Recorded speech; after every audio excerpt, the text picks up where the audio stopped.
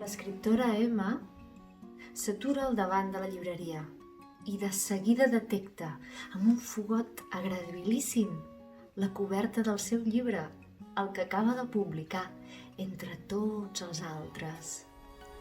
Com que s'acosta Sant Jordi, en aquell aparador tan ben apariat, els llibreters hi han col·locat, com en un podi, els llibres que més es venen.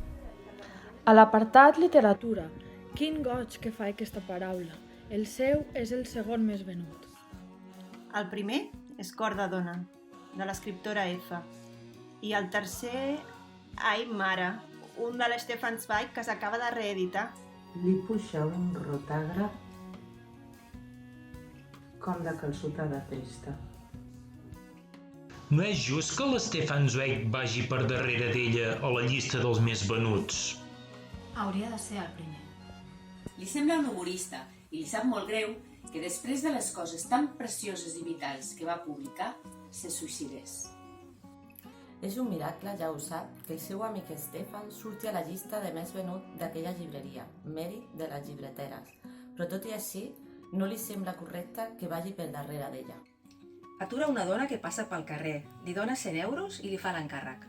Al cap de 5 minuts, la dona ja surt de la llibreria amb la comanda.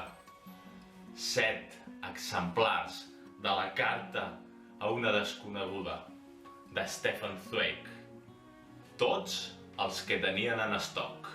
Li han sobrat 19 euros, que, tal com han quedat, es pot quedar per la feina. La dona no en vol cap, d'exemplar. Prefereix 10 euros més. L'endemà a la mateixa hora, l'escriptora Emma torna a la llibreria i experimenta un fogot agradabilíssim en veure que el seu amic Zweig, gràcies a la compra del dia anterior, ja és a la llista dels més venuts. Ara, la segona és l'escriptora F i ella és la tercera. Somriu i fa per marxar, quan veu que d'un taxi en baixa l'escriptora F amb ulleres fosques. Mira a esquerra i a dreta i entra a la llibreria.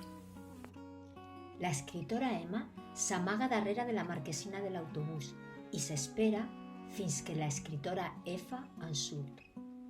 A les mans porta 6 exemplars del seu propi llibre, Cor de dona, el que ara va segon a la llista, per darrere del de Stefan Zweig.